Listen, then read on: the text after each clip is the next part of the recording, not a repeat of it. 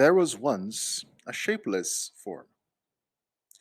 The shapeless form starts walking the curvy road of life, and as it's walking, it starts to get molded.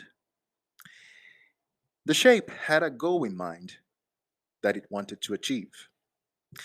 As it walked by, the foraging anchors tried to make it into a shape it didn't want for itself.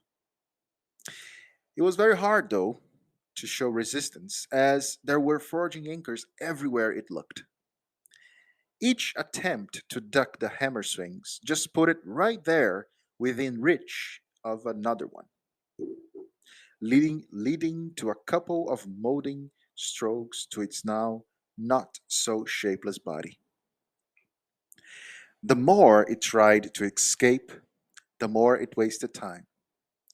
So it decided to stop, realizing that now it had acquired a form that it had never visualized for itself. It just couldn't understand the storm of feelings that it was feeling: discontent, disappointment, anger, fear, feeling lost. As the shape stood there, the anchors gathered around it and proceeded to try to shape it to the ideal format. At that moment of non-stop hammer strokes, it just completely let go of hope of ever getting to the shape it had envisioned for itself. The shape thought about how much easier it would be to just accept the shape the anchors were trying to give it. It also remembered that the ideal shape they were trying to mold it into would for sure fit somewhere. After all, it was a mold. It closed its eyes for a moment while it tried to digest the idea of having to accept something that was being imposed. Even if it made sense to accept this shape and to know that it would be accepted somewhere, the shape couldn't stop thinking about what it had envisioned for itself. It was a fire that came from the inside and hurt when it burned. It hurt because it came from a dream. It was the fire of being that just couldn't bear the stroke of the hammers. At this very moment, the shape had an epiphany.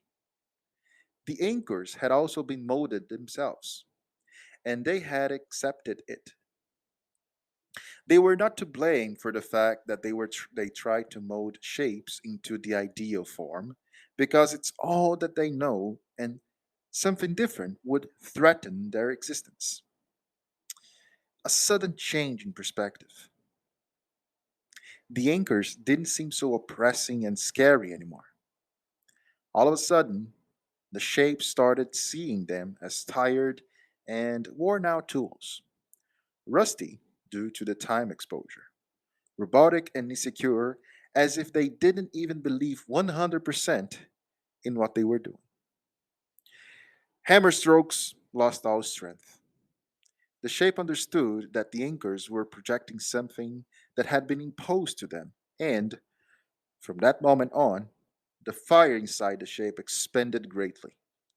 The clarity of this conclusion provided a feeling that annulled all the others: freedom. The shape understood that despite the fact that it wasn't where it wanted to be, or that it still hadn't achieved the shape it wanted, it was just a matter of time, and that definitive modes didn't exist. We could take the modes that we've been given and use them to get where we want to be. The shape reopened its eyes. The anchors stopped mid stroke, all scared of the bright light that came from the eyes of the shape. Such an intense bright light that expanded and eventually exploded and became a shining bubble surrounding the shape. It was right then and there that the shape understood, in a glorifying and liberating moment, what it was like to have hope again. There